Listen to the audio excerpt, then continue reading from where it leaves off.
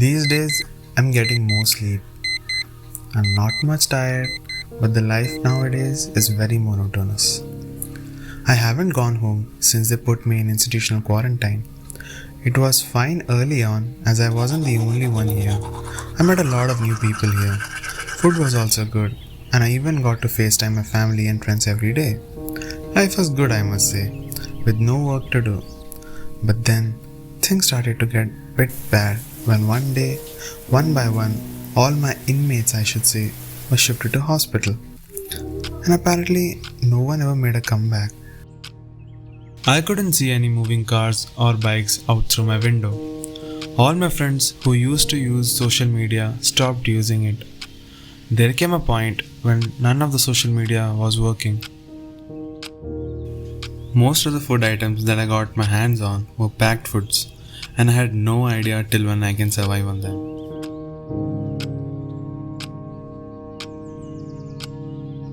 Honestly, I was scared, but then I was shattered when I realized that my only strong point, that is my family, stopped attending my calls.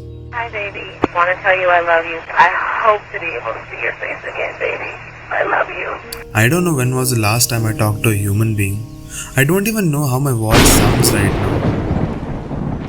I tried 100 times, but it took me another 1,000 times to realize that probably I'm the only one left in the city. I started roaming the streets, on foot, on a bike, to find at least a glimmer of life. And with each passing day, my walks started becoming even longer than before.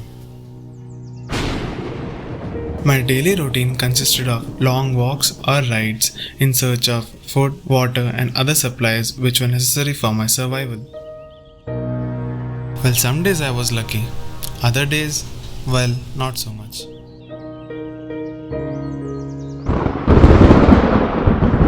All these abandoned houses were a source of treasure, and I was literally on a treasure hunt.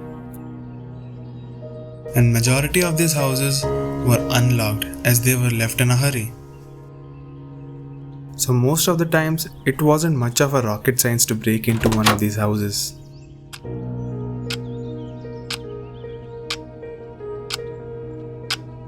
Well, it was not just about food or water. I collected anything which could be of use for me, be it sanitizers, small electrical equipments, batteries. Well, money wasn't of much importance to me other than starting a fire. Sometimes I just think the amount of money I owe these people, if I were ever to repay them. The only aim in my life was to eat, sleep, survive, and repeat.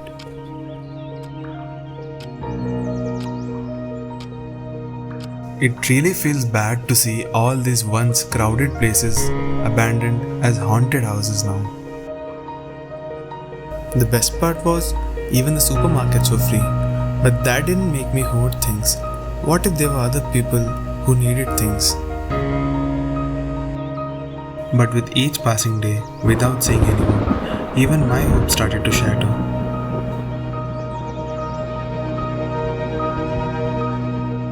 But when we are least expecting something, life gives us a lot of surprises. And that is what happened with me as well.